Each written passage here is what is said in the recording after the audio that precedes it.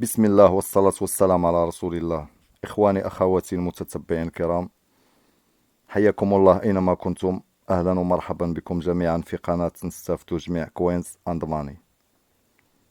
اليوم عندي قطعة معدنية من فئة 10 فرنك، نقود السكة المحمدية الشريفة في عهد الملك الراحل محمد الخامس.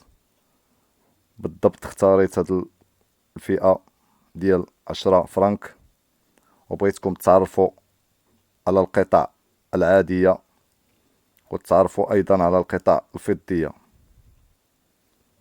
هاد القطعة من هاد الفئة ديال 10 فرنك كانوا فيها 4 إصدارات ب4 تواريخ مختلفة، وحتى من ناحية المعدن أو نوعية التركيب.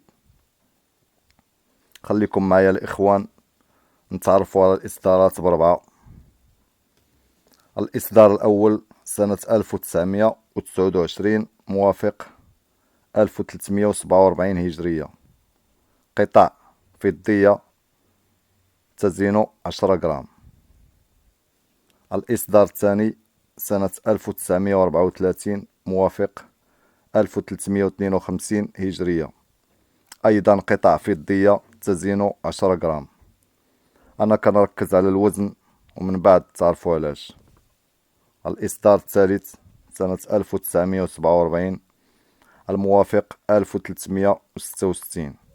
بحال هاد القطعة اللي أمامنا فيها العادية المركبة من مادتي النحاس والنيكل، والوزن ديالها 7.1 غرام، وفيها القطع الفضية الفرق بيناتهم في الوزن، بحيث القطعة العادية 7.1 غرام والقطعة الفضية تزن 10 غرام.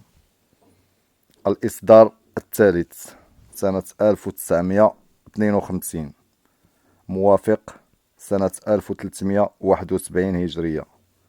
هذا الإصدار كان مختلف تماما أو مختلف على 3 إصدارات الأولى، لا من ناحية الشكل وحتى نوعية التركيب.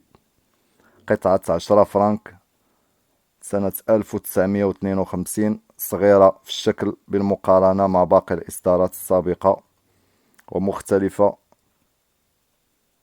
من ناحية التركيب، وهي مركبة أو مصنوعة من النحاس الألمنيوم النيكل. بالنسبة للإخوان اللي عندهم بحال هاد القطع المعدنية وبغاو يعرفوا السعر أو الثمن ديالهم، القطع العادية المكونة من النحاس النيكل لا يتعدى السعر ديالها 5 أورو في كل مواقع بيع النقود. أما القطع الفضية أو المصنوعة من الفضة السعر ديالها يتراوح بين 15 حتى 20 أورو كحد أقصى. واللي يقول لكم راهم مساويين الملايين ولا شي حاجة أخرى راه غير كيكذب عليكم وكيعيشكم في الوهم وكيبيع لكم الهضرة والكلام. والاستفادة بالنسبة لهاد الناس هي مشاهدات فقط. أنا كنحاول كل مرة نجيب لكم معلومة جديدة ومفيدة ليا وليكم، وكنتمنى هاد الفيديو يكون نال الإعجاب ديالكم.